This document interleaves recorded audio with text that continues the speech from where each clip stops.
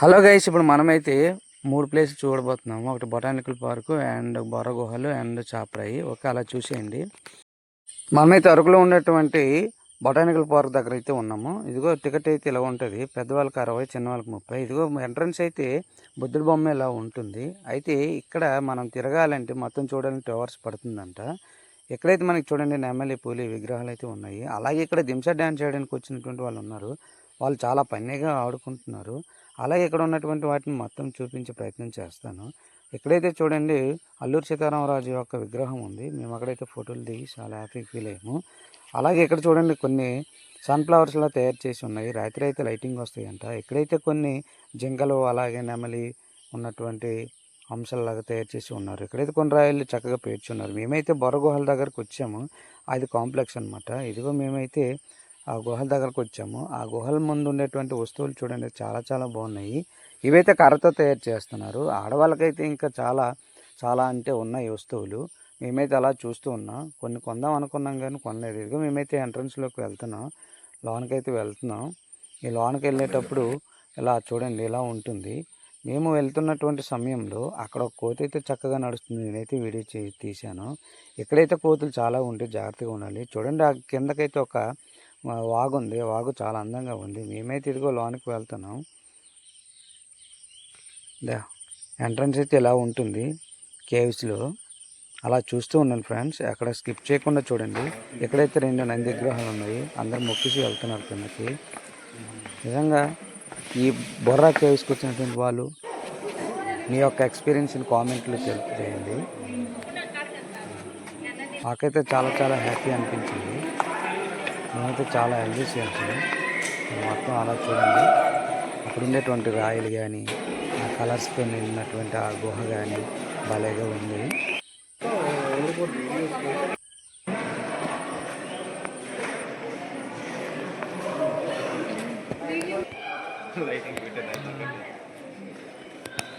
ఉంటుంది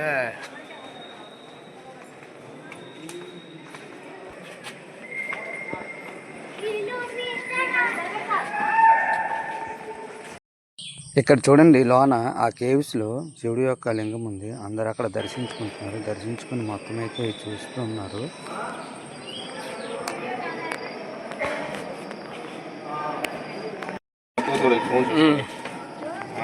అంతే.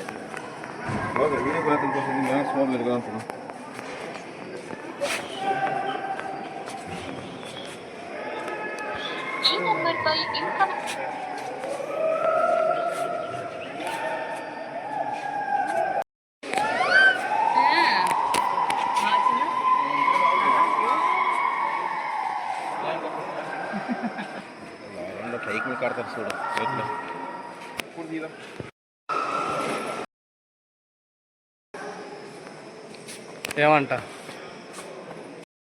ఈ కేవ్స్లో పైన ఒక గుడి ఉంటుంది అనమాట. ఒక చిన్న గుడి. అది ఒక చిన్న రంధ్రంలో ఉంటుంది. అక్కడ భలే ఉంటుంది.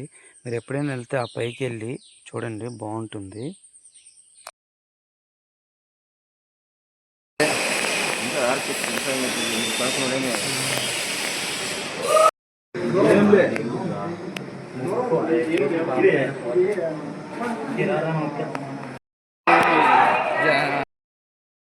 ఈ రాయి చూసారా, రంగులతో కూడుకుని చాలా చాలా అందంగా కనపడుతుంది. ఇది లోనికి వెళ్తే ఉంటుందన్నమాట. ఇదే లాస్ట్లో ఉంటుంది. చాలా అందంగా కనపడుతుంది. మనమైతే చివరకు వచ్చేసాం.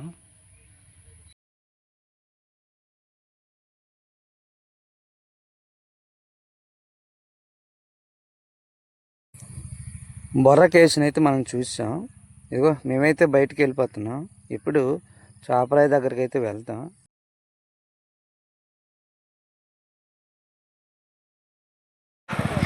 ఫ్రెండ్స్, చాపరాయి దగ్గరికి అయితే వచ్చాం. ఇక్కడైతే చీకులు, పైనాపిల్ అంటే కాల్చిన పైనాపిల్ అన్నీ దొరుకుతాయి.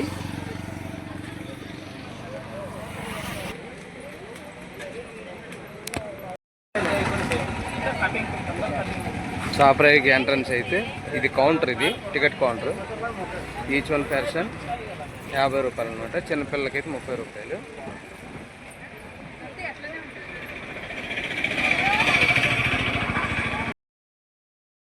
ఆ రోడ్డు మీద పైనుండి చూస్తే భలేగా ఉంటుందన్నమాట. ప్రస్తుతానికైతే వాటర్ తక్కువ ఉంది కాబట్టి అంత కనబడట్లేదు అక్కడ వాటరు. ఇక్కడ చూడండి చాలా అందంగా ఉంది ఈ చాపరాయి.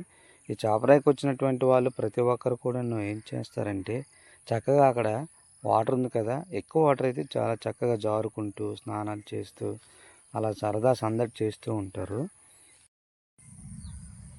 చూడండి ఎక్కడైతే చేపలమ్మ తల్లి గుడి కూడా ఉంది. మేమైతే అలా ప్రశాంతంగా కూర్చున్నాం. కూర్చుంటే పక్కన దింస వేస్తున్నాం.